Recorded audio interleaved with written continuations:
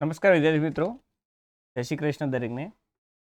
આજે આપણે જાન્યુઆરી મહિનાના મેગા ટેસ્ટ 11નું સોલ્યુશન મેળવીશું ગુજરાતી મીડિયમ, જેમાં બાયોલોજીમાં ક્વેશ્ચન 91 એટલે કે 91થી ચાલુ થાય છે.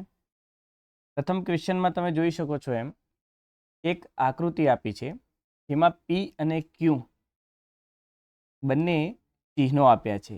તેમાં પી અને ક્યુ શું છે એ આપણે દર્શાવવાનું છે. આકૃતિમાં મિત્રો તમે જોઈ શકો છો કે પી છે એ ઉપર છે, જે શ્વાસ નળીના ઉપર, અને ક્યુ છે એ ઉરોદર પટલની નીચે છે. એટલે અહીંયા બુક મુજબ બી ઓપ્શન એ સાચો ઠરશે, કે પી છે એ ગાંઠી ઢાંકણ બતાવે છે, જ્યારે બી છે એ ઉરોદર પટલ બતાવે છે. એટલે 91ના અંદર ઓપ્શન બી રાઈટ આન્સર થશે. ક્વેશ્ચન નંબર 92માં જુઓ તો શ્વાસ માટે ક્રમશઃ ક્રિયાઓ જણાવો. મિત્રો, શ્વાસ માટેની અહીંયા ક્રિયાઓ આપણને ખ્યાલ છે, જેને નંબર 1, 2, 3, 4, 5ના સ્વરૂપમાં આપ્યું છે. કયું પ્રથમ થશે અને કયું એના બાદમાં એ આપણે દર્શાવવાનું છે ક્રમમાં. તો તમને ખ્યાલ છે કે શ્વસન સ્નાયુઓનું સંકોચન, જેમાં ઉરોદર પટલ અને આંતરપાસલી સ્નાયુનું સંકોચન પ્રથમ થાય છે. એટલે પ્રથમમાં આપણે નંબર 3ને 1 તરીકે લઈશું. એવો ઓપ્શન અહીંયા આપણી જોડે 2 છે, 1 છે 3, 1 છે 4. એના પછી છે શ્વસન સ્નાયુનું સંકોચન થયા બાદ ઉરસના કદમાં શું થાય? તો ઉરસના કદના અંદર વધારો થાય છે. એટલે ઉરસના કદમાં વૃદ્ધિ એ એનો બીજો ક્રમિક મુદ્દો થશે. એવો ઓપ્શન કે જ્યાં 3 પછી 4 આવતો હોય એવો ઓપ્શન છે આપણી જોડે ડી. એના પછી શું થશે? તો ઉરસના કદમાં વધારો થવાના કારણે ફેફસાના કદમાં પણ વધારો થાય છે, જેના કારણે આંતરફૂફૂસીય દબાણમાં ઘટાડો થાય છે. અને ફાઇનલી બહારની જે હવા છે એ ફેફસામાં દાખલ થાય, એટલે કે શ્વાસની ક્રિયા થઈ એમ કહેવાય. એટલે 92ના અંદર અહીંયા જવાબ આપણને ડી ઓપ્શન મળે છે. વાત કરીએ ક્વેશ્ચન નંબર 93ની. ક્વેશ્ચન નંબર 93માં ટીએલસી ઇઝ ઇક્વલ ટુ શું હોઈ શકે? તો ટીએલસી તો VC plus RV, IC plus FRC, IRV, TV, ERV ને આરવી, તો બધા ટોટલ લંગ કેપેસિટી જ બતાવે છે. એટલે કે ઉપરના બધા જ ટોટલ લંગ કેપેસિટી એટલે કે ટીએલસી બતાવે છે. 93માં જવાબ આપણને મળી છે ડી. આગળ વાત કરીએ તો ક્વેશ્ચન 94માં પ્રશ્ન 94 એવું કહે છે કે રસાયણ સંવેદી વિસ્તાર માટે અતિ સંવેદી હોય તો કોણ અતિ સંવેદી હોઈ શકે? મિત્રો, તમને ખ્યાલ છે એમ રસાયણ સંવેદી વિસ્તાર એક તો લંબમજ્જામાં શ્વાસ લયબદ્ધતા કેન્દ્રની બાજુમાં આવેલો હતો શ્વસન રસાયણ સંવેદી વિસ્તાર. બીજો જે મહાધમની કમાન છે, તો મહાધમની કાંડ પર તમે કહી શકો એના ઉપર હતો. અને ત્રીજું ગ્રીવાધમની ઉપર હતું. ટૂંકમાં 3 રસાયણ સંવેદી વિસ્તારો જે 2 પદાર્થો પ્રત્યે અતિ સંવેદનશીલ હતા. એક છે CO2, બીજું છે હાઇડ્રોજન. તો એ જવાબ આવશે CO2 અને હાઇડ્રોજન આયન. એવો ઓપ્શન છે કે જે બંનેને સમાવેશ થાય, તો હા ડી ઓપ્શન છે આપણી જોડે. એટલે 94માં જવાબ આવશે ડી, જ્યાં એ અને બી બંને આન્સરમાં છે. એટલે D option is the right answer. 95 નંબરના ક્વેશ્ચનમાં આ રોગ મુખ પર માસ્ક પહેરવાથી અટકાવી શકાય. મિત્રો, કયો રોગ મુખ ઉપર માસ્ક પહેરવાથી અટકાવી શકાય? તો શ્વસન તંત્રની અનિયમિતતાના અંદર એક રોગ તરીકે વ્યવસાય સંબંધિત અનિયમિતતા છે, અને એમાં છે ફાઇબ્રોસિસ. જેમાં શું થતું હતું? તો જેમાં તંતુ ઘટક પેશીમાં વધારો થઈ જતો હતો, ને જેના કારણે આ રોગ થતો હતો, જે શ્વાસોશ્વાસમાં તકલીફ પેદા કરે છે. અને આ રોગ થવાનું મુખ્ય કારણ શું? તો પથ્થર ઘસવાનું કામ કે તોડવાનું કામ કરતા હોય એવા કારીગરોમાં રોગ થાય છે. તો એવા કારીગરોમાં આ રોગને અટકાવવા માટે આપણે મોઢા ઉપર માસ્ક પહેરવાથી એનો અટકાવ કરી શકાય. તો અહીંયા જવાબ સી ઓપ્શન આવશે. તો 95માં સી જવાબ છે. કે ફાઇબ્રોસિસના અંદર માસ્ક પહેરવાથી રોગને અટકાવી શકાય છે. 9 નંબરનો ક્વેશ્ચન છે, ક્રોનિક એટલે કે વારંવાર ઉથલો મારતો દીર્ઘકાલીન રોગ કયો છે? તો કયો એવો રોગ છે જે વારંવાર મતલબ એકવાર થઈ ગયા બાદ પણ ફરીથી થવા માટે સક્ષમ હોય છે અને આ લાંબા ગાળા સુધી ચાલી રહે છે? તો આ એમ્ફીસેમા નામનો એક રોગ છે કે જે આ પ્રકારે ક્રોનિક અને વારંવાર ઉથલો મારતો રોગ હોય છે, એટલે કે દીર્ઘકાલીન ચાલતો રોગ છે, એટલે એમ્ફીસેમા જવાબ આવશે. 97 નંબરના ક્વેશ્ચનમાં ઉદ્યોગોમાં કામ કરનારાઓને આ રોગ થાય છે. તો મિત્રો હમણાં જ આપણે વાત કરી કે ઉદ્યોગો કયા, તો વ્યવસાયિક રીતે જે પથ્થર તોડવાનું કે ઘસવાનું કામ કરે છે એનામાં રોગ થાય છે ફાઇબ્રોસિસ. તો અહીંયા જવાબ આપણને મળી જાય છે સી. 97માં જવાબ સી. આગળ વાત કરીએ તો ક્વેશ્ચન નંબર 98માં. ક્વેશ્ચન 98માં તમને એક આકૃતિ આપી છે. આપેલ નીચેની આકૃતિ માનવ ફેફસાનો એક નાનકડો ભાગ બતાવે છે જ્યાં વાયુઓનું આપલે થાય છે. નીચે આપેલ કોઈ પણ એક વિકલ્પને સાચો છે તેને ઓળખો. તો કયો વિકલ્પ સાચો હોઈ શકે મિત્રો? તો આપણને કેટલાક ચિહ્નો આપ્યા છે. પી છે, હવે પેલું આર છે, તો આરના અંદર અહીંયા આધાર દ્રવ્ય છે. આરમાં શું બતાવે છે? આધાર દ્રવ્ય. ક્યુ છે એ શું બતાવે છે? તો રક્તકણો બતાવે છે. જ્યારે પી છે એ શું બતાવે છે? તો પી છે એ વાયુ કોષ્ઠ બતાવે છે અથવા વાયુ કોષ્ઠની ગુહા બતાવે છે. હવે ઓપ્શન ગોતો. તો આર છે ધમની રુધિર કશેરુકા છે? નહીં, આર ધમની રુધિર કશેરુકા નથી, એટલે એ ઓપ્શન નહીં આવે. બી ઓપ્શનમાં પી શું છે? વાયુકોષ્ઠ ગુહા. તો હા, પી છે વાયુકોષ્ઠ ગુહા છે, જે શ્વસન વાયુઓની આપલેનું મુખ્ય સ્થાન છે. તો હા, અહીંયા બી ઓપ્શન જવાબ આવી શકે. ચલો એસમાં જોઈએ. તો એસ છે રુધિર કેશિકાની દિવાલ છે? નહીં મિત્રો, એસ છે રુધિર કેશિકાની દિવાલ નથી, પણ એ રુધિર જતું બતાવે છે, તો એ પણ જવાબ નહીં આવે. ક્યુ છે રક્તકણ છે? હા, રક્તકણ છે. મુખ્ય CO2 નું વહન કરે? તો માત્ર CO2 નું વહન કરે એવું નથી, એ O2 નું પણ વહન કરે છે, એટલે ડી જવાબ પણ નહીં આવે. એટલે જવાબ અહીંયા 98માં આપણને મળી જાય છે બી. આગળ વાત કરીએ તો નીચેની આકૃતિ માનવમાં રુધિર પરિવહન દર્શાવે છે જ્યાં પી થી આર લેબલ કરેલ છે. લેબલને ઓળખીને તેનું કાર્ય આપો. મિત્રો અહીંયા પી, ક્યુ, આર અને એસ આપ્યું છે. હવે અહીંયા જે પી છે, તો પી શું છે? તો મિત્રો એ ફૂફૂસ શિરા બતાવે છે. ક્યુ છે એ શું છે? તો એ દૈહિક ધમની બતાવે છે. આર છે એ શું છે? તો એ શિરા બતાવે છે, મહાશિરા તમે એને કહી શકો, અથવા દૈહિક શિરા. અને એસ છે શું બતાવે છે? તો એ હૃદયમાંથી રુધિરને ફેફસામાં લઈ જાય છે, એટલે એ ફૂફૂસ ધમની છે. તો અહીંયા ઓપ્શન શોધવાના છે કે એસ છે પૃષ્ઠમાં ધમની છે? તો ના, એ પૃષ્ઠમાં ધમની નથી, ફૂફૂસ ધમની છે. પી છે એ ફૂફૂસ શિરા છે? તો પી ફૂફૂસ શિરા તો છે, હા સાચું છે. ચલો શિરાના ભાગોમાંથી અશુદ્ધ રુધિરને લાવે, જ્યાં એનું પ્રેશર ઓફ ઓક્સિજન 60 mmHg હોય, તો એ મિત્રો ખોટું છે, કેમ કે શરીરના ભાગોમાંથી અશુદ્ધ રુધિરને નથી લાવતું, પણ ફેફસામાંથી શુદ્ધ રુધિરને લાવે છે. ક્યુ છે એ શું છે? તો ક્યુ ફૂફૂસ ધમની છે? ના, તો એ ક્યુ ફૂફૂસ ધમની ન હોતા દૈહિક ધમની છે, એટલે સી પણ જવાબ નથી. ડી શું છે? તો ડી એ મહાશિરા છે? તો હા, એ મહાશિરા છે. શરીરના ભાગોમાંથી રુધિર જમણા કર્ણકમાં લાવે? તો મિત્રો હા, શરીરના ભાગોમાંથી રુધિર એ જમણા કર્ણકમાં લાવે છે. ક્લિયર? અને એના અંદર પ્રેશર ઓફ CO2 એટલે કે CO2 નું પ્રમાણ 145 mmHg હોય છે.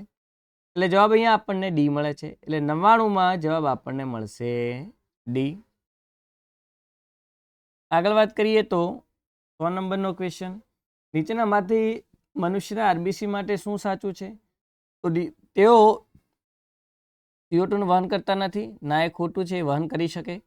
તેઓ 20-25% CO2 નું વહન કરે છે? તો હા, આ ઓપ્શન સાચો છે, તેઓ 20-25% CO2 નું વહન કરે છે.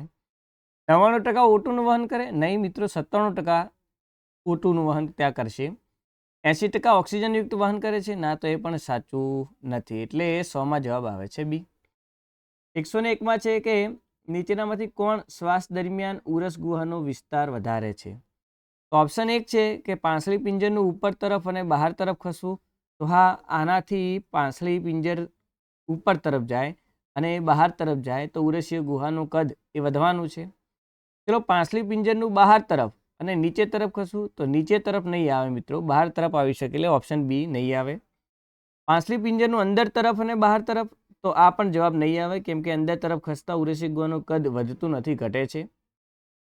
પાંસળી પિંજરનું નીચે અંદર તરફ આવવું. મિત્રો, નીચે અને અંદર તરફ આવતો તો ઉરસીય ગુહાનું કદ તો ઘટી જશે. અહીંયા આપણે ઉરસીય ગુહાનું કદ વધારવાનું છે, એટલે 101 અંદર જવાબ આવે છે એ. આગળ હવે વાત કરીએ તો 102 નંબરનો ક્વેશ્ચન. શું કહે છે 102 નંબરનો ક્વેશ્ચન? ઓક્સિજનનું વાયુ કોષ્ઠોમાં આંશિક દબાણ કેટલું હોય છે મિત્રો? તમને ખ્યાલ છે મિત્રો, ઓક્સિજનનું વાયુ કોષ્ઠોમાં જે દબાણ છે, પ્રેશર ઓફ O2, એ 104 હોય છે. એટલે જવાબ અહીંયા આપણને સીધો જ મળી જાય છે, સી ઓપ્શન. 102 અંદર સી ઓપ્શન, 104 mmHg. રુધિરની સામાન્ય પીએચ કેટલી હોય? તો રુધિરની સામાન્ય પીએચ હોય છે 7.4, એટલે જવાબ આપણને મળી જાય છે બી. આરવીનું મૂલ્ય એ ખાલી જગ્યા હોય છે, તો વીસી કરતાં વધારે હોય છે?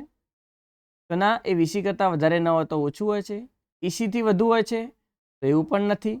ટીવીથી ઓછું હોય છે? ના, ટીવી કરતાં વધારે હોય છે. તો અહીંયા ટીવી કરતાં વધુ એનું મૂલ્ય હોય છે, એ ઓપ્શન સાચો આવશે. એટલે 104 અંદર આવે છે બી. 105 નીચેનામાંથી કોણ ફેફસાને રક્ષણ આપે છે? તો મિત્રો, ફેફસાનું રક્ષણ એ પાંસળી પિંજર દ્વારા થતું હોય છે. અને પાંસળી પિંજરમાં કરોડ સ્તંભ, પાંસળીઓ, ઉરોસ્થિ બધા જ આવી શકે. એટલે જવાબ આવશે અહીંયા આપણને ડી. 106 અંદર છે કે વીસીનું મૂલ્ય કેટલું હોઈ શકે? તો વાઇટલ કેપેસિટીનું મૂલ્ય છે એ 4000 થી 4600 ml બુકમાં મેન્શન છે. ક્લિયર મિત્રો? 4000 થી 4600 ml હોય છે, એટલે 106 અંદર જવાબ આવે છે બોમ્બે, બી. 107 માનવ શ્વસન માર્ગને રૂંધાતો અટકાવતી રચના શેની બનેલી હોય? તો મિત્રો, આપણને ખ્યાલ છે એમ કે શ્વાસ નળી, પ્રાથમિક શ્વાસવાહિની, દ્વિતીય શ્વાસવાહિની, એમાં એક કાસ્થીની બનેલ અપૂર્ણ કડી જેવી રચના હોય છે, કંઈક આવી, જે શ્વાસ નળીને સાંકડી થતી અટકાવશે. ક્લિયર? તો આ જે અપૂર્ણ કાસ્થીની બનેલી કડી છે, એમાં પેશી કઈ છે? તો કાસ્થી છે. એટલે અહીંયા 107 જવાબ આવશે ડી. ક્વેશ્ચન નંબર 108 તો સીરમ શું છે? મિત્રો, તમને ખ્યાલ છે એમ કે રુધિરમાં ગંઠાઈ જવાના કારકો સિવાયનો જે ભાગ છે એને આપણે સીરમ કહી શકીએ. તો રુધિરસ અને સંગઠિત પદાર્થો, તો ના, એ જવાબ નહીં આવે. રુધિરસ અને સંગઠિત પદાર્થો, જો પહેલામાં રુધિરરસ માઇનસ સંગઠિત પદાર્થો છે તો એ જવાબ નથી. બીજામાં રુધિરરસ પ્લસ સંગઠિત પદાર્થો છે તો એ પણ જવાબ નથી. રુધિરરસ પ્લસ ગંઠાઈ જવાના કારકો, નહીં મિત્રો, રુધિરરસ માઇનસ ગંઠાઈ જવાના કારકો. તો અહીંયા જવાબ આપણને ડી મળી જઈ શકે છે. એટલે કે ક્વેશ્ચન નંબર 108 અંદર રુધિરરસમાંથી ગંઠાઈ જવાના કારકો જ્યારે આપણે બાદ કરીશું તો હવે જે વધે છે એને આપણે સીરમ કહીશું. ક્વેશ્ચન 109 તમે જોઈ શકો. ક્વેશ્ચન 109 શું છે? તો અહીંયા બે કોલમ આપી છે તમને. એક કોલમમાં કોષો બતાવ્યા છે, જ્યારે બીજા કોલમમાં એનું પ્રમાણ છે પ્રતિ ઘન એમએમમાં. પહેલું છે પી, ઇરેથ્રોસાઇટ. મિત્રો, ઇરેથ્રોસાઇટ એટલે આરબીસી થાય, અને આરબીસીનું પ્રમાણ તમને ખ્યાલ છે એમ 5 થી 5.5 મિલિયન છે. એટલે પહેલામાં જવાબ આવે છે 3. તો પીમાં 3 વાળો ઓપ્શન એક જ છે આપણે અહીંયા, એ ઓપ્શન. તો જવાબ આપણને મળી જાય છે એ. ચલો બીજું ચેક કરીએ. લ્યુકોસાઇડ શું છે? તો લ્યુકોસાઇડ છે એ શ્વેતકણ છે. શ્વેતકણ એટલે ડબ્લ્યુબીસી, અને ડબ્લ્યુબીસી છે 6 થી 8000 હોય છે, એટલે ત્યાં આવશે 2, એટલે ક્યુમાં 2. અને થ્રોમ્બોસાઇટ, થ્રોમ્બોસાઇટનો મતલબ થાય છે રુધિર કણિકાઓ, જેનું પ્રમાણ છે 1.5 થી 3.5, એટલે કે R1. એટલે જવાબ અહીંયા આપણને એ મળે છે. 110 નંબરનો ક્વેશ્ચન છે, એ જોઈએ શું કહે છે 110 નંબરનો ક્વેશ્ચન. તો 110 નંબરનો ક્વેશ્ચનમાં કોષો અને એનું પ્રમાણ આપ્યું છે. અહીંયા પર્સન્ટેજમાં પ્રમાણ છે. પહેલું છે ન્યુટ્રોફિલ્સ. તો ન્યુટ્રોફિલ્સ કેટલા હોય છે? તો 60 થી 65% હોય છે. હવે 60 થી 65% વાળો ઓપ્શન આપણને ટોટલ પેપરના અંદર 3 આપ્યા છે કે પીમાં 4 હોય એવું. એના પછી ઇયોસિનોફિલ્સ એ કેટલા હોય છે? તો ઇયોસિનોફિલ્સ એ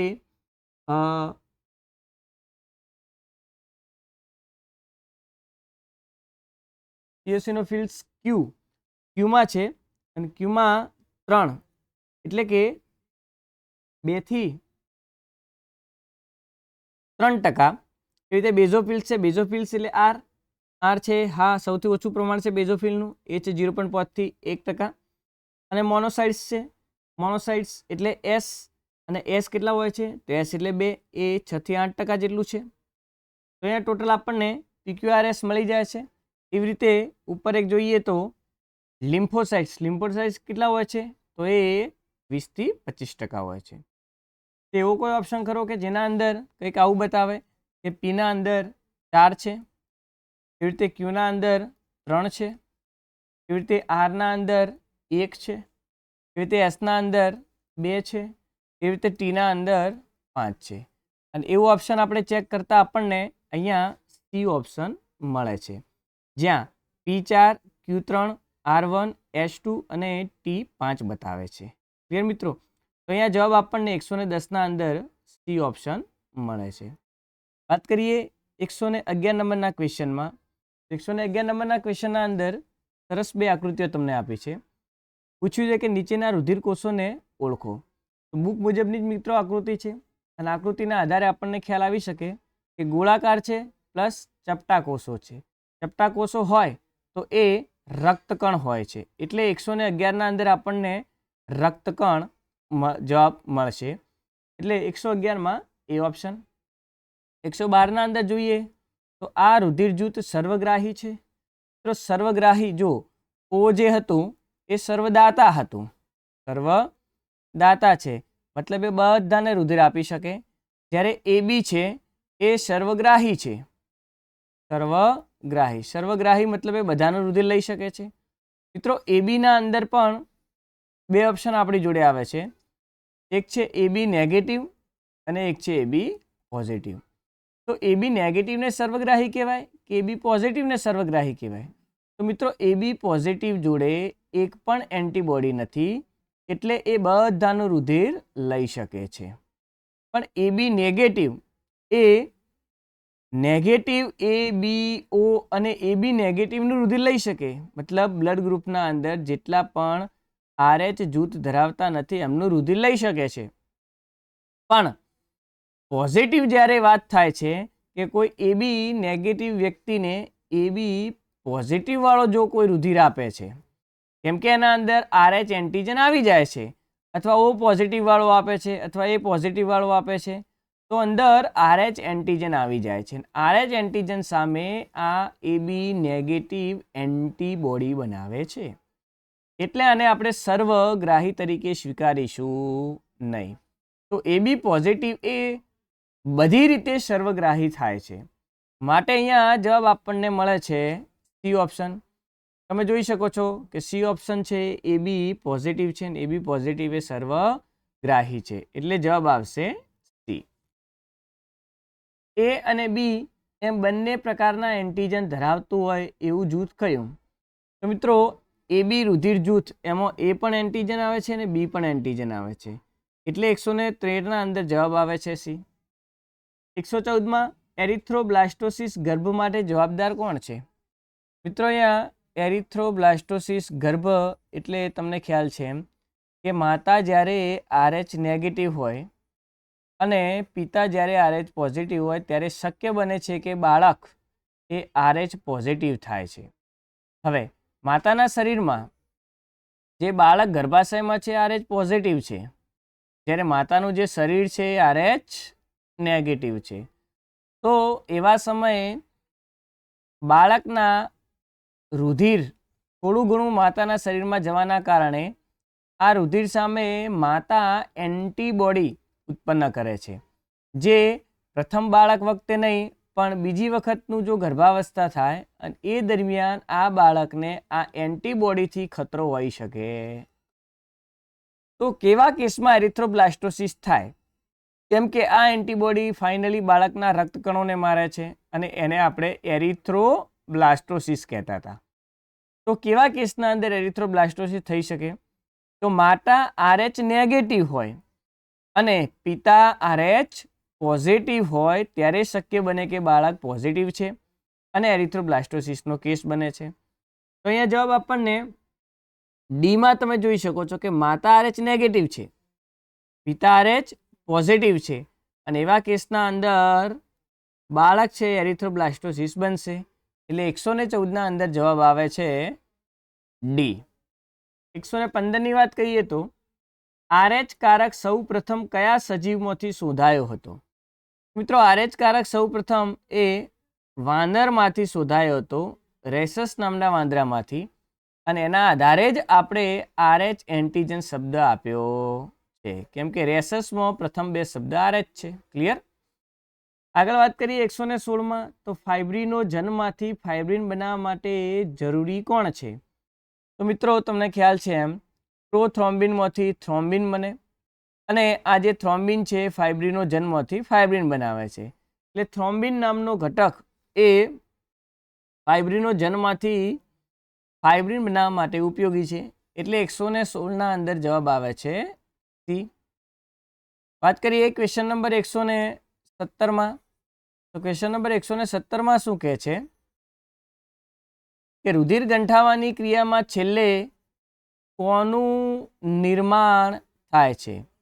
તો રુધિર ગંઠાવાની ક્રિયામાં છેલ્લે, આમ તો રુધિર ગંઠાવાની ક્રિયા એ ફાઇબ્રિન દ્વારા થતી હોય છે અને જ્યાં પણ પેશીનો ભાગ તૂટ્યો છે, જ્યાંથી રુધિર નીકળે છે, ત્યાં ફાઇબ્રિનના તંતુઓ એક પછી એક આવી રીતે જોડાય, અધૂરાપૂર્વ એની સાથે સંગઠિત પદાર્થો જોડાય અને અન્ય કારકો દ્વારા ત્યાં એક ગાંઠ જેવી રચના બનતી હોય છે, જેને આપણે રુધિરની જમાવટ કહીએ છીએ.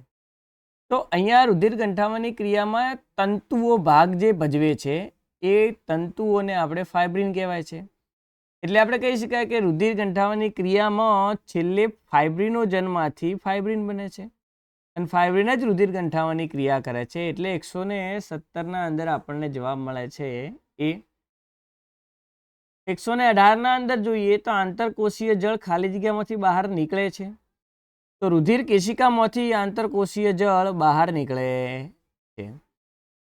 એના પછી વાત કરીએ કે 119માં શું આવે? તો 119ના અંદર આપણને સરસ 2 કોલમ આપી છે. એમાં એક વડું, બેવડું ને અપૂર્ણ પરિવહન બતાવ્યું છે. આપણે એના ઉદાહરણો શોધવાના છે. તો એકડું પરિવહન ખેમો તો મત્સ્યોમાં જોવા મળશે. બેવડું પરિવહન છે એ મગર, પક્ષીઓ અને સસ્તરોમાં જોવા મળે છે. અપૂર્ણ બેવડું પરિવહન છે એ ઉભયજીવીઓમાં જોવા મળે છે. તો એવો ઓપ્શન કયો છે જેમાં P1, Q3 અને R2 હોય? તેવો ઓપ્શન આપણને મળે છે અહીંયા બી ઓપ્શન. તમે જોઈ શકો છો P1 છે, Q3 છે, R2 છે. એટલે 119ના અંદર જવાબ આવે છે બી. ક્વેશ્ચન 120ની વાત કરીએ તો હૃદયની ફરતે આવેલ આવરણને શું કહેવાય છે? મિત્રો, જે હૃદયની ફરતે આવેલ જે આવરણ છે એને આપણે પેરીકાર્ડિયમ તરીકે ઓળખીશું. જ્યાં જવાબ આપણે મળે છે બોમ્બે બી. નીચે 121 નંબરનો ક્વેશ્ચન છે. શું કહે છે કે હૃદયના ઊભા છેદની આકૃતિમાં હૃદયબદ્ધ તંતુઓ કયા છે? તો મિત્રો, અહીંયા તમને P, Q, S, R નામ નિરીક્ષણમાંથી કયા હોઈ શકે? તો મિત્રો, તમને અહીંયા જે R દેખાય છે બુક મુજબ જે R છે, R જે છે એ હૃદયબદ્ધ તંતુઓ બતાવે છે. એટલે કે કંઈક આવા હૃદયબદ્ધ તંતુઓ ક્ષેપક વિસ્તારમાં કર્ણકના જે ત્રિદલ વાલ્વ છે ત્યાંથી તમને આવા નીકળતા દેખાશે. તો અહીંયા R નો જે ભાગ છે એ કયો છે? તો સી ઓપ્શનમાં R છે. એનો મતલબ 121ના અંદર જવાબ આવે છે સી. 122માં તમને સ્ટાન્ડર્ડ ઇસીજીની રેખાકૃતિ આપી છે. પૂછ્યું છે કે કર્ણકોનું સંકોચન કયા તરંગમાં થાય? તો મિત્રો, તમને ખ્યાલ છે એમ પી તરંગ એ કર્ણકોનું સંકોચન બતાવશે, જ્યારે QRS તરંગ છે એ ક્ષેપકોનું સંકોચન બતાવે છે અને ટી તરંગ છે એ ક્ષેપકોનું શિથિલન બતાવે છે. તો એ જવાબ આપણને મળે છે એ. પી તરંગ એ કર્ણકોનું સંકોચન બતાવે છે. ક્વેશ્ચન નંબર 123માં તો ક્વેશ્ચન નંબર 123 અંદર કોલમ 1 અને કોલમ 2 આપેલા છે. કોલમ 1 ના અંદર તમને પી, ક્યુ અને આર છે. કોલમ 2 ના અંદર 1, 2 અને 3. Tunica intima, tunica media, tunica externa. તો મિત્રો તમને ખ્યાલ છે એમ કે ટ્યુનિકા ઇન્ટીમા છે એ લાદીસમ અધિચ્છદનું બનેલું હોય છે. એટલે પીમાં છે 2, પીમાં 2 વાળો ઓપ્શન કયો છે? તો 2 સી અને ડી છે. ટ્યુનિકા મીડિયા એ સરળ સ્નાયુનું બનેલું છે, એટલે કે ઐચ્છિક નથી, એ એની રીતે જ કામ કરે છે. અનૈચ્છિક સ્નાયુનું બનેલું છે, એટલે ક્યુના અંદર 1 આવે છે. ક્યુના અંદર 1 વાળો ઓપ્શન મળી ગયો છે આપણને ડી, એટલે 123 અંદર ડી જવાબ આવશે. ટ્યુનિકા એક્સટર્નામાં શું હશે? તો મિત્રો તંતુમય સંયોજક પેશીનું એ બનેલું છે, એટલે P2, Q1, R3, D option is the right answer. 124 અંદર આપણને કેટલાક વાક્યો આપ્યા છે.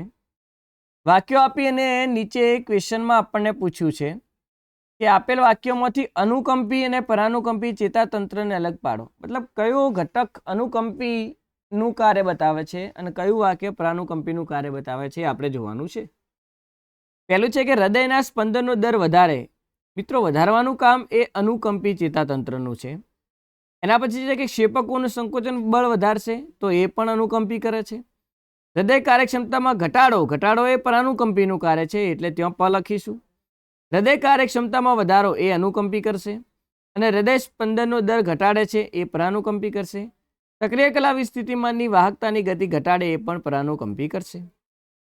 તો અનુકંપીના અંદર 1, 2 અને 4 એ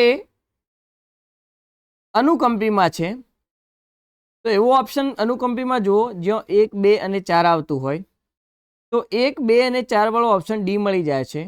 તો બીજા 3, 5 અને 6 વાળો જે ઓપ્શન છે એ આપણને પરાનુકંપીમાં મળશે, એટલે અહીંયા જવાબ આવશે ડી. એ તમે સમજી શકો કે 124 અંદર જવાબ આપણને ડી મળે છે. વાત કરીએ 125માં. 125માં કેડનું પૂરું નામ શું હોઈ શકે? તો મિત્રો કેડ એટલે એ એથેરોસ્ક્લેરોસિસની સ્થિતિ છે, જેના અંદર હૃદયને રુધિર પહોંચાડતી જે ધમની હોય છે એના અંદર ગાંઠ જામી જાય અથવા થ્રોમ્બસ થઈ જાય છે. એને આપણે શું કહીએ છીએ? તો coronary artery disease. Coronary artery ડિસીઝના અંદર કયો ઓપ્શન આવશે? તો ઓપ્શન એના અંદર જોઈ શકો છો, કોરોનરી આર્ટરી ડિસીઝ. અહીંયા DI એટલે ડિસીઝ. કોરોનરી એવોર્ટા તો નહીં, કોરોનરી અરેસ્ટ તો નહીં, કાર્ડિયક એવોર્ટા ડિસીઝ તો આવો કોઈ ડિસીઝ છે નહીં. તો જવાબ અહીંયા આપણને કેડનો મળે છે એ. 126ના અંદર તો કે રુધિરનું યોગ્ય રીતે હૃદય રુધિરનું યોગ્ય રીતે પમ્પિંગ કરી શકતું નથી. મતલબ હૃદયનું કાર્ય હોય છે ધબકવાનું, અને એ દર મિનિટે 5000 ml નું પમ્પિંગ કરે છે, એટલે કે 5 લીટર રુધિરનું પમ્પિંગ કરે છે, એટલે કે રુધિરને અંદર લે છે અને બહાર ફેંકી નાખે છે. એની હૃદય કાર્યક્ષમતા પર મિનિટની 70 ml રુધિરની છે. એવી રીતે 72 વખત ધબકે એટલે 49 લમસમ 5000 ml આપણને મળે. હવે હૃદયનું કાર્ય 1 મિનિટમાં 5000 ml નું પમ્પિંગ કરવાનું છે, પણ હૃદય યોગ્ય રીતે પમ્પિંગ કરતું નથી. તો આવા ટાઈમે કયો રોગ લાગુ પડે? તો શું એને એન્જાઇના પેક્ટોરિસ કહેવાય છે? તો નહીં. એથેરોસ્ક્લેરોસિસ? તો નહીં. હાઇપરટેન્શન? તો નહીં. હૃદયનું નિષ્ફળ જવું? તો હા, એને હૃદયનું નિષ્ફળ જવું આપણે કહી શકીએ. કેમ કે હૃદયનું નિષ્ફળ જવું એટલે હૃદય કામ તો કરે છે પણ બરોબર કામ કરતો નથી, એટલે કે 1 મિનિટના અંદર 5000 ml રુધિરનું પમ્પિંગ કરવાનું હોય એની જગ્યાએ એનાથી ઓછું કરે છે. ક્વેશ્ચન નંબર 127 જોઈએ. તો નીચે પ્રયોગોની એક આકૃતિ આપેલી છે. આ પ્રયોગો બુક મુજબ કોના દ્વારા કરવામાં આવેલા? તો આકૃતિમાં તમે જોઈ શકો છો મિત્રો, એક બેલ ઝાડ છે, મીણબત્તી છે, ઉંદર છે. નીચેની બે આકૃતિમાં ફુદીનાનો છોડ છે, મીણબત્તી, બેલઝાડ, ઉંદર અને મીણબત્તી છે. તો આ પ્રયોગ જોસેફ પ્રિસ્ટલી દ્વારા વર્ણિત કરવામાં આવેલો હતો, જેમને સાબિત કર્યું હતું કે સળગતી મીણબત્તી અને ઉંદર કોઈક રીતે હવાના બંધારણને નુકસાન પહોંચાડે છે. અને હવાના બંધારણને નુકસાન પહોંચાડવાના કારણે જ પોતે જીવી શકતા નથી. જ્યારે ફુદીનાનો છોડ આપણે બેલ જારમાં મૂકીએ છીએ અને પ્રકાશની હાજરી હોય છે એ દરમિયાન હવાના બંધારણને જે વાયુ નુકસાન પહોંચાડતો હતો મીણબત્તી અને ઉંદર દ્વારા, એ વાયુ લઈ લેવામાં આવે છે છોડ દ્વારા અને કંઈક નવો વાયુ એડ કરવામાં આવે છે. તો આવો કંઈક પ્રયોગના અંદર વર્ણવેલું અને જોસેફ પ્રિસ્ટલીએ આપેલું. એટલે 127ના અંદર જવાબ આવે છે. 128માં વાત કરીએ તો TW એન્જલમેન પર ખાલી જગ્યા પ્રયોગો કર્યા. તો TW એન્જલમેને શેના ઉપર? તો એને એક લીલ ક્લેડોફોરા ઉપર પ્રયોગો કરેલા અને સાથે જારક બેક્ટેરિયાને પણ એને ધ્યાનમાં લીધેલા. એટલે જવાબ અહીંયા આવે છે એ. 129ના અંદર પ્રકાશ સંશ્લેષણ દરમિયાન H2O નું શું થાય? તો H2O મિત્રો વિઘટન થાય છે. વિઘટન કઈ રીતે થાય છે? તો H2O માંથી 2H પ્લસ 2 ઇલેક્ટ્રોન અને 1/2 O2 બને છે. હવે 2H અને 2 ઇલેક્ટ્રોન કેમ કે H2માંથી દૂર થાય છે, જ્યારે હાઇડ્રોજન કોઈ પદાર્થમાંથી દૂર થાય એટલે ઓક્સિડેશન થયું એમ કહેવાય. અને CO2 સાથે હાઇડ્રોજન જોડાય છે એટલે એનું રિડક્શન થયું કહેવાય. તો જવાબમાં આવશે અહીંયા ડી, ઓક્સિડેશન અને રિડક્શન. આગળ વાત કરીએ તો નીચે આપેલ અંગિકા અંધકાર પ્રક્રિયા ક્યાં થાય? મિત્રો નીચે આપણને હરિતકણની આકૃતિ આપી છે, એમાં PQRS છે. એમાં Q જે ભાગ છે એ બતાવે છે આધારક, હરિતકણનું આધારક. હરિતકણનું આધારકનો મતલબ થાય છે એનું સ્ટ્રોમા, અને સ્ટ્રોમાના અંદર C3 પથ અથવા કેલ્વિન ચક્ર થાય છે, જેને આપણે અંધકાર પ્રક્રિયા કહેતા હતા. એટલે જવાબ અહીંયા આપણને મળી જાય છે બી. તો અહીંયા આકૃતિ પ્રમાણે Q સ્થાન ને Q સ્થાનમાં એ ઓપ્શન બીમાં છે, એટલે 130ના અંદર જવાબ આવે છે બોમ્બે, બી.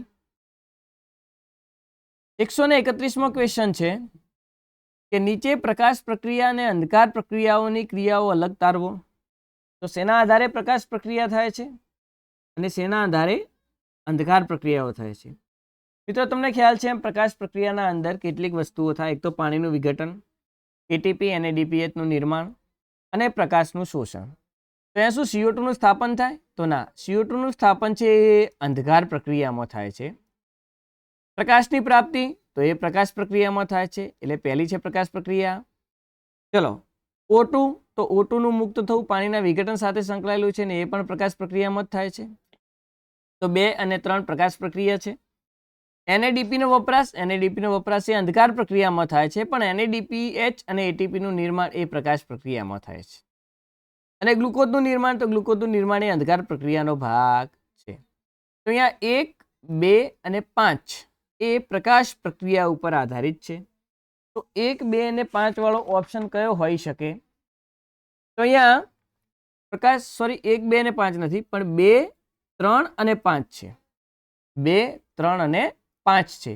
તો 2, 3 અને 5 વાળો ઓપ્શન છે પ્રકાશ પ્રક્રિયામાં એ ઓપ્શન, 2, 3 અને 5. જ્યારે અંધકાર પ્રક્રિયામાં 1, 4 અને 6, તો 1, 4 અને 6 છે. એટલે જવાબ અહીંયા આવશે આપણને એ ઓપ્શન. તો 131ના અંદર જવાબ આપણને મળી જાય છે એ. વાત કરીએ ક્વેશ્ચન 132ની. તો ક્વેશ્ચન 132ના અંદર આકૃતિ આપી છે, એમાં આપ્યું છે કે P શું બતાવે છે? તો મિત્રો આકૃતિના અંદર આ જે ભાગ છે આ પ્રક્રિયા કેન્દ્ર છે, અને પ્રક્રિયા કેન્દ્ર હંમેશા ક્લોરોફિલ એ હોય, એટલે 132ના અંદર જવાબ આવે છે એ. 133માં છે કે ઝેડ સ્કીમમાં ઇલેક્ટ્રોનનો પરિવહનનો માર્ગ સાચો કયો છે? તો તમને ખ્યાલ છે એમ ઝેડ સ્કીમ છે એ PS2 થી ચાલુ થશે, એના પછી ઇલેક્ટ્રોન ગ્રાહકને ઇલેક્ટ્રોન મળે છે, એના પછી સાઇટોક્રોમ તંત્રમાં ઇલેક્ટ્રોન આવે છે, ત્યાંથી PS1 ને ઇલેક્ટ્રોન મળશે, PS1 થી પાછો ઇલેક્ટ્રોન ગ્રાહકને મળશે, ત્યાંથી પછી NADP ને મળે છે ને NADPH બનાવે છે. તો મિત્રો PS2 થી આપણે ચાલુ કરવાનું છે, પણ કેમ કે PS2માંથી ઇલેક્ટ્રોન, PS2 ને ઇલેક્ટ્રોન ક્યાંથી મળે છે? તો પાણીમાંથી મળે છે, એટલે કે પાણીનું વિઘટન થાય છે, H2O નું વિઘટન થાય છે અને ઇલેક્ટ્રોન PS2 ને મળે છે. તો H2O, PS2, ETS એટલે આ સાઇટોક્રોમ તંત્ર રહ્યું એ PS1 અને NADP+, તો ઉપર છે NADP+, એટલે જવાબ અહીંયા આપણને મળી જાય છે એ ઓપ્શન.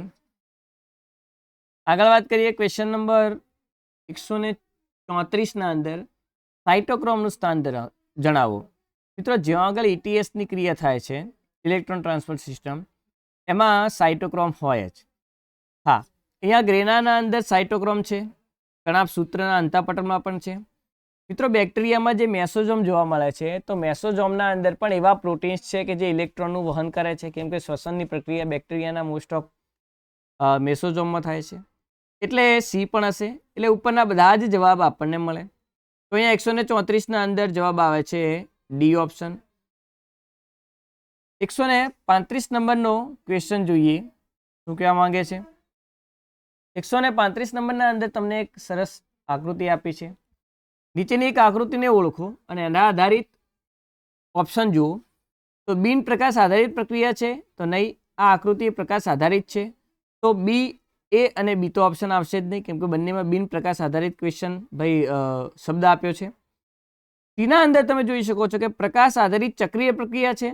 તો હા મિત્રો, ક્લોરોફિલ એ જે P700 એટલે કે ફોટો સિસ્ટમ 700નો ક્લોરોફિલ 700 તરંગલંબાઈનું શોષણ કરીને ઇલેક્ટ્રોન ગ્રાહકને મળે છે, ત્યાંથી ઇલેક્ટ્રોન સાઇટોક્રોમમાં આવે છે અને ત્યાંથી ફરીથી એ P700 ને પાછો મળે છે.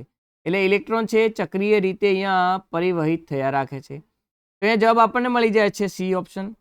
ચલો ડી ચેક કરીએ. તો પ્રકાશ આધારિત અચક્રીય, તો ના, અચક્રીય નથી, આ ચક્રીય ફોટોફોસ્ફોરાઇલેશન છે. માટે અહીંયા જવાબ 135માં આપણને મળે છે સી. વાત કરીએ ક્વેશ્ચન નંબર 136. તો થાઇલેકોઇડના પોલાણમાંથી H+ ખાલી જગ્યા મારફતે સ્ટ્રોમામાં આવે છે. એ તો તમને ખ્યાલ છે એમ કે થાઇલેકોઇડનો પોલાણ હોય, આ એનું પટલ છે.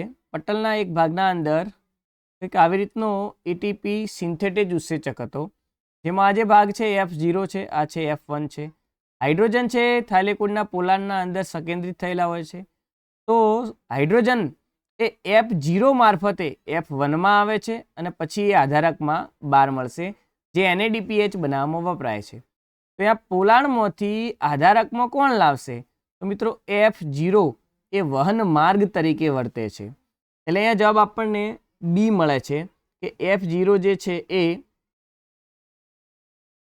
હાઇડ્રોજનને લાવવામાં કામ કરે છે. 137ના અંદર તમે જોઈ શકો છો કે F1 ને F2 કોના ભાગો છે? તો હમણાં જ આકૃતિ દોરી એમ F1 અને F0.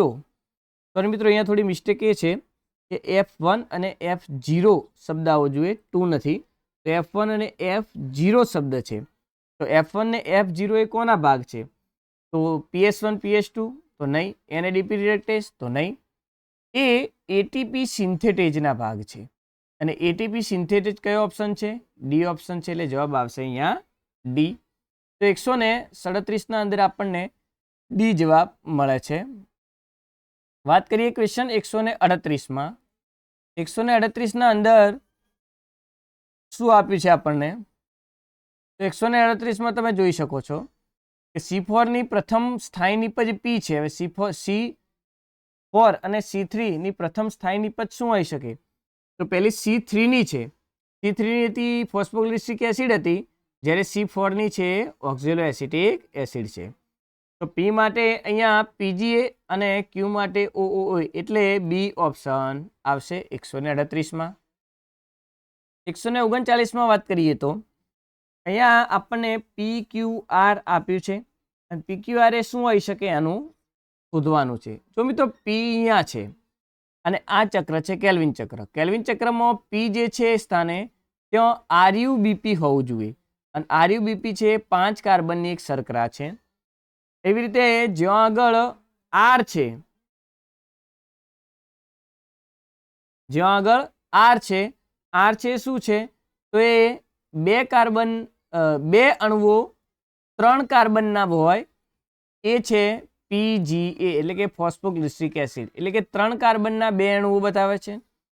જ્યારે Q છે શું છે મિત્રો? તો અહીંયા Q છે આકૃતિમાં ટ્રાયોજ શર્કરા બતાવે છે, અથવા ટ્રાયોજ ફોસ્ફેટ તમે એને કહી શકો, એટલે કે 3 કાર્બન બતાવે છે. એવો ઓપ્શન જુઓ તો એવા ઓપ્શનના અંદર તમે જોઈ શકો કે એમાં પણ પેન્ટોઝ શર્કરા છે, સીમાં પણ છે અને ડીમાં પણ P પેન્ટોઝ શર્કરા બતાવે છે. તો એ તો સાચું છે A, C ને ડીમાં. પણ હવે ક્યુમાં તમે જુઓ ક્યુમાં 3 કાર્બનયુક્ત ફોસ્ફોગ્લિસરિક એસિડ છે, એટલે 3 કાર્બનયુક્ત એસિડ હોવો જોઈએ. સોરી, અહીંયા આરમાં છે, ક્યુમાં નથી પણ શેમાં છે? આરમાં છે. તો આરમાં 3 કાર્બન વાળો એસિડ વાળો ઓપ્શન કયો છે? તો ડી ઓપ્શન જુઓ કે 3 કાર્બનયુક્ત એસિડ. તો ડીમાં પહેલું પી બતાવે છે પેન્ટોસ શર્કરા, બીજું આર બતાવે છે 3 કાર્બનયુક્ત એસિડ, અને ક્યુ શું છે? તો ક્યુ છે એ ટ્રાયોસ શર્કરા બતાવે છે આકૃતિ પ્રમાણે. એટલે અહીંયા ઓપ્શન ડી એ મેચ થાય છે, જેમાં પી પેન્ટોસ શર્કરા, ક્યુ ટ્રાયોસ શર્કરા અને આર છે 3 કાર્બનયુક્ત એસિડ છે, ફોસ્ફોગ્લિસરિક એસિડ. મિનિંગ 139 ના અંદર આપણને જવાબ ડી મળે છે. આગળ હવે વાત કરીએ મિત્રો 140 ના અંદર. તો 140 તમે જોઈ શકો ક્વેશ્ચન છે C4 પથની પ્રથમ સ્થાયી નિપજ ખાલી જગ્યા છે. હવે C4 ની પ્રથમ સ્થાયી નિપજ કઈ હોઈ શકે? તો C4 ની પ્રથમ સ્થાયી નિપજ હતી ઓક્ઝેલો એસિટિક એસિડ. તો અહીંયા જવાબ આપણને ડી મળે છે, ઓક્ઝેલો એસિટિક એસિડ, એટલે કે 140 ના અંદર ડી છે. 141 માં વાત કરીએ તો 141 ના અંદર તમને C4 પથની આકૃતિ આપી છે. જે આ ભાગ બતાવે છે એ છે પી, એના પછી જે આ ભાગ બતાવે છે એ છે ક્યુ, સોરી એસ, આ બાજુનો જે ભાગ છે એ છે એસ. ઓકે, નીચેનો જે ભાગ છે આ એ બતાવે છે ક્યુ, જ્યારે આ ભાગ છે એ બતાવે છે આર. આપણે પી ક્યુ આરમાં શું છે એ ચેક કરવાનું છે. તો મિત્રો પી છે એ 4 કાર્બનનો બનેલો ઓક્ઝેલો એસિટિક એસિડ છે. મિત્રો જે એસ છે એ 3 કાર્બનનો બનેલો એસિડ છે,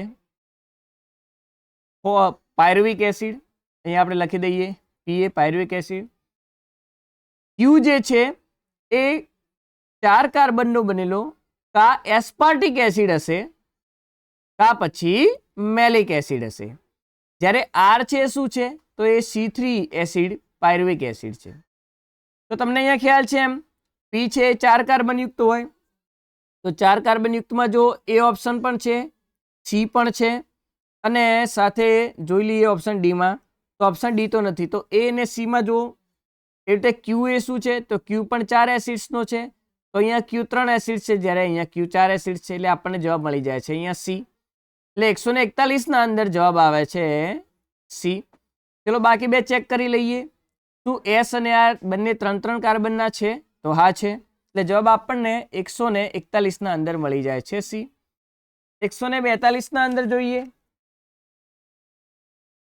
142 ના અંદર સમીકરણમાં ફોસ્ફોઇનોલ pyruvic acid plus HCO3 minus આપ્યો છે આપણને, જે ઓક્ઝેલો એસિટિક એસિડ બનાવે છે. તો આ કયો ઉત્સેચક આનામાં ભાગ ભજવે? તો મિત્રો તમને ખ્યાલ છે એમ C4 પથના અંદર ફોસ્ફોઇનોલ કાર્બોક્સિલેઝ નામનો જે ઉત્સેચક છે એ ફોસ્ફોઇનોલ પાયરુવિક એસિડનું કાર્બોક્સિલેશન કરાવશે, એટલે કે CO2 એની સાથે જોડશે. તો અહીંયા જવાબ આપણને મળી જાય છે ડી ઓપ્શન, કે ફોસ્ફોઇનોલ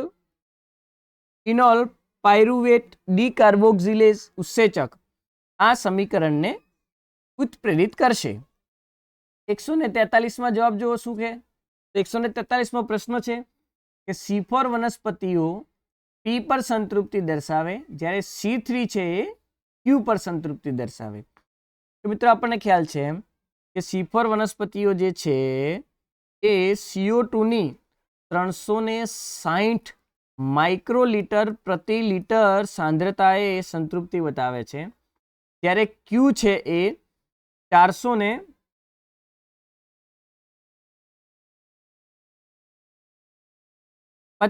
ની આજુબાજુની સંતૃપ્તિ તમને બતાવી નાખે છે.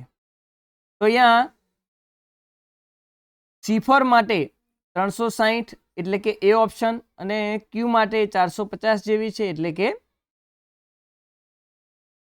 ઓપ્શન એના અંદર પી 360 ક્યુ 450, તો બંને આપણને મળી જાય છે, એટલે 143 ના અંદર જવાબ આવે છે એ.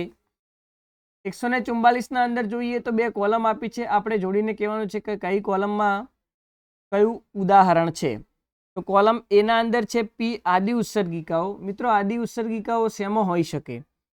તો આદિ ઉત્સર્ગિકાઓ એટલે કે જ્યોત કોષોએ પૃથુકૃમિ, રોટેફર્સ, કેટલાક નુપુરકો, એમ્ફિઓક્સસ વગેરેમાં હોઈ શકે છે. એટલે 1 માં 4 વાળા 2 ઓપ્શન છે, પી માં 4 વાળા 2 ઓપ્શન છે, સી ને ડી. જોઈએ ક્યુ શું છે? ઉત્સર્ગિકા છે. મિત્રો ઉત્સર્ગિકા શેમાં જોવા મળશે? તો ઉત્સર્ગિકા આપણને અળસિયામાં જોવા મળે છે. મતલબ ક્યુમાં 3 3 છે, તો ક્યુમાં 3 2 છે. જોઈએ આર એટલે માલપીજ્ય નલિકાઓ, ને માલપીજ્ય નલિકાઓ શેમાં જોવા મળે છે? તો મિત્રો એ આપણને વંદામાં જોવા મળે છે. તો અહીંયા R2 છે, R2 વાળો એક જ ઓપ્શન છે. અને એના પછી એસ એટલે એ ઝીંગાના અંદર આપણને એન્ટેનલ કે હરિત ગ્રંથિ જોવા મળશે, એટલે S1. તો જવાબ અહીંયા મળી જાય છે આપણને ડી, એટલે 144 અંદર ડી જવાબ આપણને મળશે.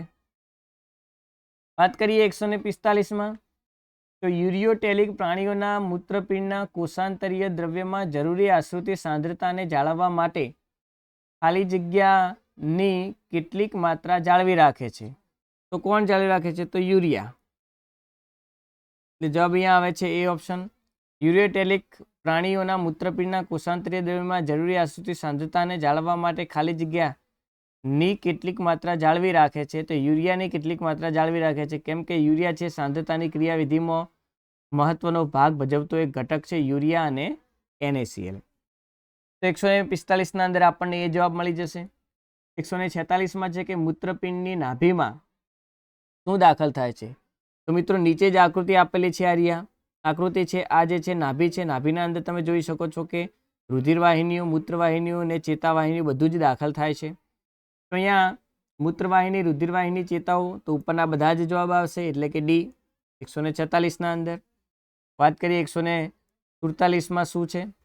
તો આપેલ આકૃતિમાં મૂત્રપિંડનો ઊભો છેદ બતાવ્યો છે, તેમાં રિનલ કોલમ શું છે? તો મિત્રો તમને ખ્યાલ છે જે આ આર બતાવે છે એ કેલિક્સનો ભાગ છે, ક્યુ છે એ રિનલ પિરામિડ છે જે મજ્જક વિસ્તાર છે. એના સિવાય જે આ પી છે એ બે મજ્જક પિરામિડની વચ્ચે ગેપ છે અને આ ગેપનો ભાગ બતાવે છે. અને આ જે બે પિરામિડની વચ્ચે આ એક પિરામિડ અને એના પછી આ બીજું પિરામિડ, બે પિરામિડની વચ્ચે જે આ ગેપ છે, આ ગેપને આપણે શું કહીશું? તો રિનલ કોલમ કહીશું. તો રિનલ કોલમ વાળો ભાગ આપણને કયો બતાવે છે? પી બતાવે છે, એટલે જવાબ આપણને મળી જશે એ, એટલે 147ના અંદર એ જવાબ આપણને મળે છે. વાત કરીએ 148ના અંદર, તો મૂત્રપિંડનો રચનાત્મક અને ક્રિયાત્મક એકમ કયો છે? તો મિત્રો મૂત્રપિંડનો રચનાત્મક અને ક્રિયાત્મક એકમ એ ઉત્સર્ગ એકમ છે, એટલે સી જવાબ આપણને મળશે, જેને નેફ્રોન્સ પણ કહીશું આપણે. 148ના અંદર આપણને મળે છે સી જવાબ. 149માં રુધિરના વહનને અનુલક્ષીને સાચો ક્રમ પસંદ કરો. તો રુધિરનું વહન મૂત્રપિંડમાં કઈ રીતે વહન થાય છે એના વિશેની વાત છે. તો મિત્રો હંમેશા રુધિરને લઈ જતું હોય મૂત્રપિંડમાં એ મૂત્રપિંડ ધમની હોય, અને મૂત્રપિંડની એક શાખા છે જે રુધિર કેશિકા ગુચ્છના અંદર ગાળણ કરવા માટે જશે રુધિરને લઈને, એને અંતર્વાહી ધમનિકા કહેવાય. અંતર્વાહી ધમનિકાનું આખું એક ગૂંચડું રુધિર કેશિકા ગુચ્છ બનાવે. રુધિર કેશિકા ગુચ્છની પાછી જે શાખા બહાર નીકળે છે બાઉમેનની કોથળીમાંથી, એ છે બહિર્વાહી ધમનિકા. બહિર્વાહી ધમનિકાઓ ફાઇનલી ઓક્સિજન વગરનું રુધિર એ મૂત્રપિંડ શિરા દ્વારા બહારની બાજુ મોકલે છે. એટલે જવાબ આપણને અહીંયા 149માં એ મળી જાય છે. ક્વેશ્ચન 150ની વાત કરીએ તો હેરપિન આકારની રચના કઈ હોય? મિત્રો હેરપિન એટલે કંઈક આવી આકારની રચના હોય જે આપણે માથામાં પિન નાખીએ છીએ વાળને વ્યવસ્થિત બાંધી રાખવા માટે. તો હેરપિનનો મતલબ થાય છે કંઈક આવી રચના. આવી રચના કોની હોય છે? તો મિત્રો આવી રચના હોય છે હેલ્નેના પાસની. તો અહીંયા જવાબ આપણને મળી જાય છે સી, હેલ્નેના પાસની હેરપિન આકારની રચના છે, એટલે કે 150ના અંદર એ જવાબ મળે છે. 151માં તમે જોઈ શકો છો કે આપેલ રચનામાં કઈ મુખ્ય ક્રિયા થાય છે. આપેલ રચનામાં મુખ્ય ક્રિયા અહીંયા બાઉમેનની કોથળી આપી છે, અહીંયા છે અંતર્વાહી ધમનિકા, અહીંયા છે બહિર્વાહી ધમનિકા, અને આ છે રુધિર કેશિકા ગુચ્છ. તો રુધિર કેશિકા ગુચ્છ દ્વારા રુધિરનું ગાળણ થાય અને ગાળણ ફાઇનલી એ બાઉમેનની કોથળીના પોલાણમાંથી આગળ વધે છે. તો અહીંયા શું કઈ ક્રિયા થશે? તો ગાળણની ક્રિયા થશે, એટલે 151ના અંદર જવાબ મળી જાય છે આપણને સી. 152માં વાત કરીએ તો શું આવે છે? તો કે પી પ્રકારના ઉત્સર્ગ એકમોમાં હેલ્નેનો પાસ ટૂંકો હોય જ્યારે ક્યુ પ્રકારના ઉત્સર્ગ એકમોમાં હેલેનનો પાસ લાંબો હોય છે. તો મિત્રો હંમેશા યાદ રાખો, હેલેનનો પાસ છે જે બાહ્યક ઉત્સર્ગ એકમ હોય છે એના અંદર હેલેનનો પાસ ટૂંકો હોય છે, જ્યારે મજ્જક ઉત્સર્ગ એકમ હોય છે એના અંદર હેલેનનો પાસ લાંબો હોય છે. આના આધારે હેલેનના પાસના અથવા ઉત્સર્ગ એકમના બે પ્રકાર છે, એક બાહ્યક ઉત્સર્ગ એકમ, એક મજ્જક ઉત્સર્ગ એકમ. તો મજ્જકના અંદર મોટો હશે અથવા લાંબો હશે, બાહ્યક ઉત્સર્ગ એકમના અંદર ટૂંકો હશે. તો જવાબ આપણને મળી જાય છે બાહ્યક ઉત્સર્ગ એકમ અને જક્ષટા મજ્જક ઉત્સર્ગ એકમ, એટલે કે સી જવાબ. 152 ના અંદર જવાબ આવશે સી. વાત કરીએ 153 ના અંદર, તો GFR માં ખાલી જગ્યા થતા જીજીના કોષો ખાલી જગ્યા અંતઃસ્રાવ મુક્ત કરે. તો મિત્રો આપણને યાદ છે એમ કે જ્યારે પણ GFR એટલે કે ગ્લોમેરુલર ફિલ્ટ્રેશન રેટના અંદર જ્યારે પણ ઘટાડો થાય છે એ દરમિયાન રેનિન નામનો અંતઃસ્રાવ જેજીના કોષો મુક્ત કરે છે. રેનિન નામનો અંતઃસ્રાવ એ જક્સ્ટા ગ્લોમેરુલર એપરેટસ દ્વારા બને છે. અને જક્સ્ટા ગ્લોમેરુલર એપરેટસમાં શું હોય, તો અંતર્વાહી ધમનિકા અને ડીસીટીના કોષો જ્યાં ટચ થાય અથવા તો સંપર્કમાં આવે છે ત્યાં આગળ એક સ્થાન બને છે જેજીએ. અને જેજીએ કોષો, જેજી કોષો રેનિનનો સ્રાવ કરે છે રુધિરમાં. રેનિનનો સ્રાવ કરતાં એ GFRને પાછો બેલેન્સમાં લાવે છે, એટલે કે જે ઘટાડો થઈ ગયો હોય છે એને પાછો વધારી દે છે. તો અહીંયા 153 ના અંદર આપણને જવાબ મળી જાય છે બી. 154 ના અંદર શું આવશે, તો પોડોસાઇટ ક્યાં જોવા મળે છે, તો મિત્રો જે બાઉમેનની અંદરની દિવાલ છે ત્યાં આગળ પોડોસાઇટ આપણને જોવા મળે છે, એટલે option B is right answer. અહીંયા તમને ખ્યાલ છે એમ કે કંઈક આવી અંતર્વાહી ધમનિકા કંઈક આ રીતે રુધિરને બાઉમેનની કોથળીમાં લઈ જાય છે અને બહિર્વાહી ધમનિકા રુધિરને બહાર ધકેલે છે. આમ 2 મિનિટ આપણે આકૃતિ દોરીને એને સમજી લઈએ કે શું કહેવા માંગે છે.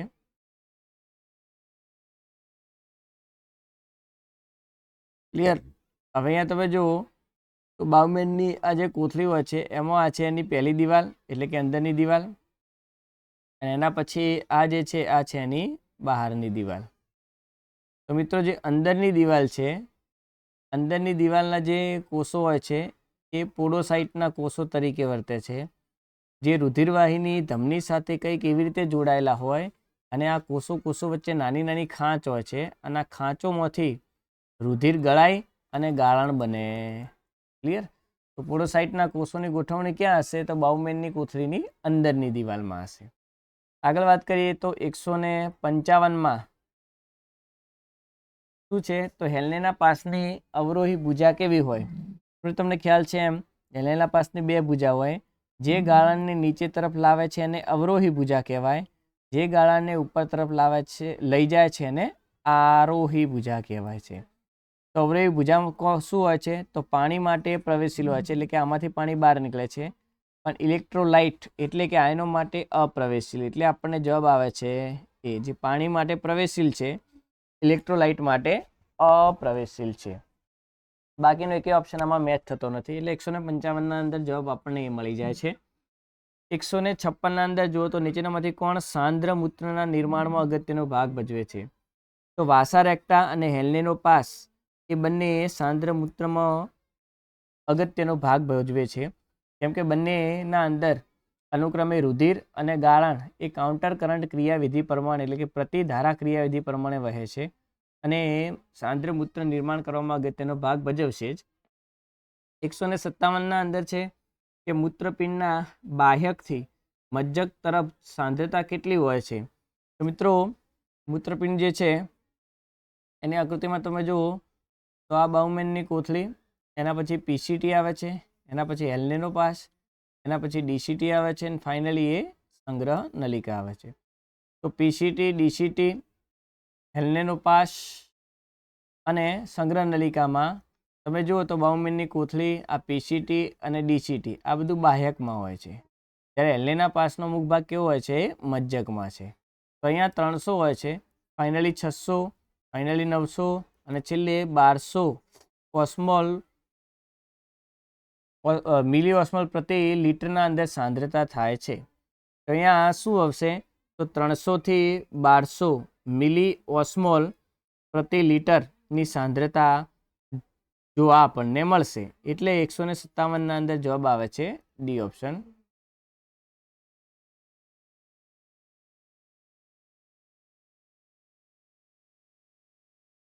આગળ હવે વાત કરીએ તો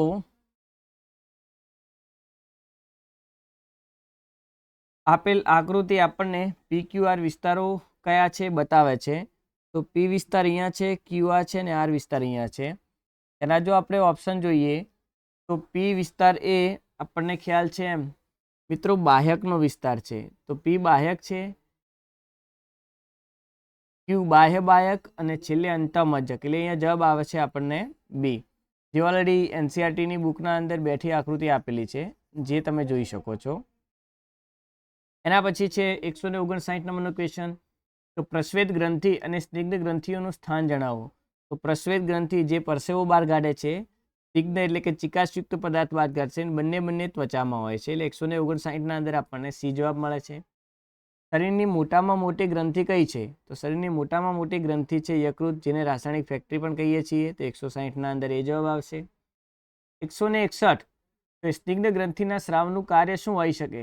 તો સ્નિગ્ધ ગ્રંથિ એ ત્વચાને રક્ષણાત્મક તૈલી સ્વરૂપ, કેમ કે ચીકણો પદાર્થ સીબમનો સ્રાવ કરશે તો ત્વચાને એ શું કરશે?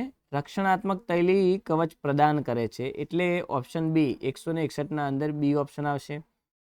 162 અંદર શું છે? તો બિલિરુબિન, બિલિવર્ડિન, કોલેસ્ટ્રોલ, વિઘટિત સ્ટીરોઇડ, અંતઃસ્રાવો, વિટામિન્સ અને ઔષધોનો સ્રાવ કોના દ્વારા થાય છે? તો મિત્રો આ બધાનો સ્રાવ યકૃત દ્વારા થાય છે, કેમ કે મોટા મોટી રાસાયણિક ફેક્ટરી છે. એટલે 162 અંદર ડી જવાબ આવશે. 163 અંદર છે કે આ રોગ મૂત્રપિંડના રુધિર કેશિકા ગુચ્છમાં સોજો લાવે છે. મિત્રો સોજો તો એ ગ્લોમેરુલોનેફ્રેટાઇટિસનું લક્ષણ છે. એટલે 163 સી જવાબ આવશે.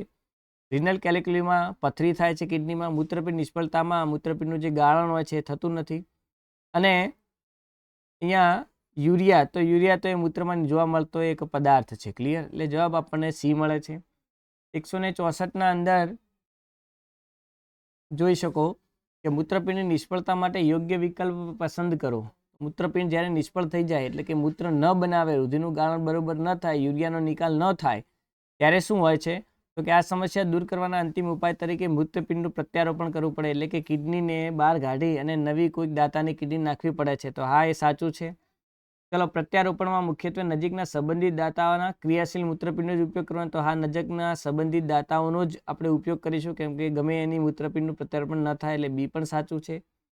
આધુનિક દાક્તરી પ્રક્રિયાઓ આ રોગની સારવારની સફળતા દરમાં વધારો કરે છે.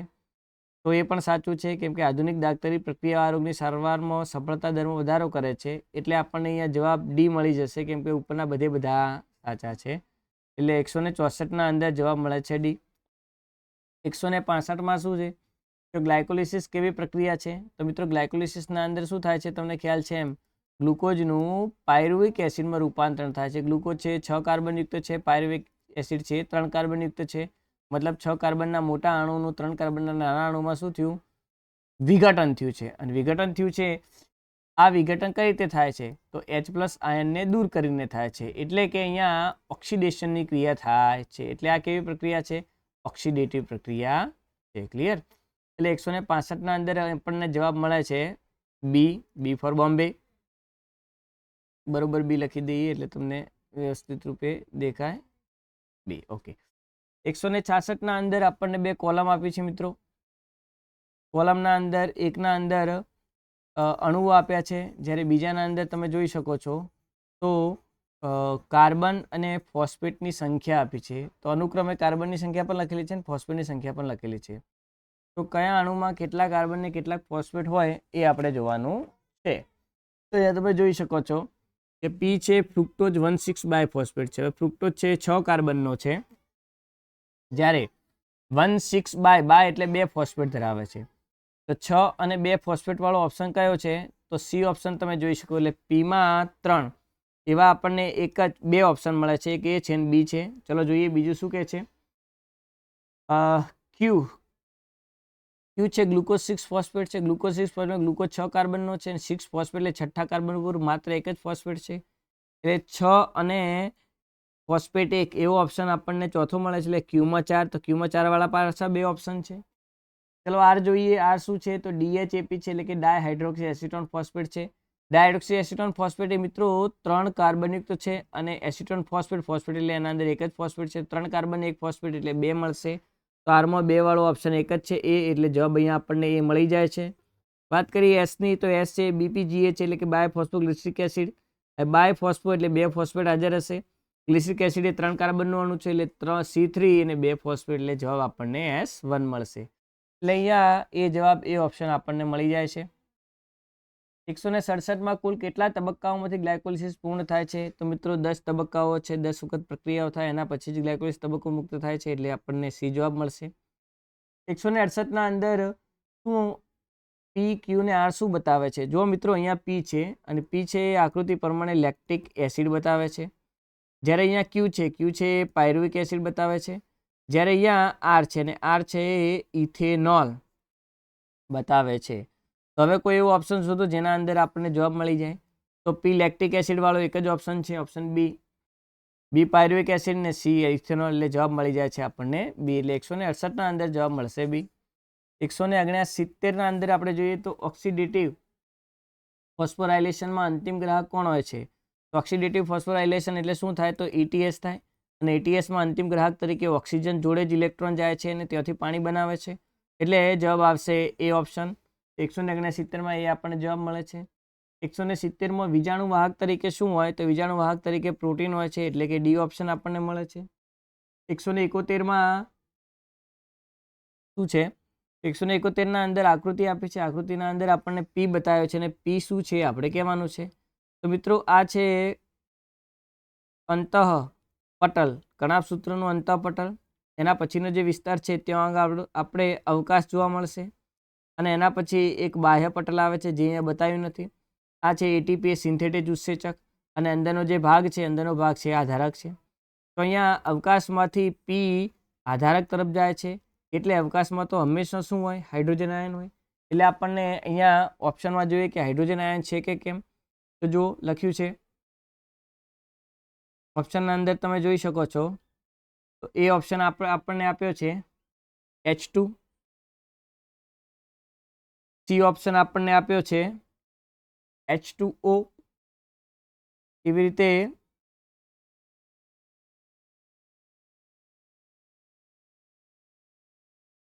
ઓકે, એવી રીતે અહીંયા 2 ઓપ્શન બીજા પણ છે.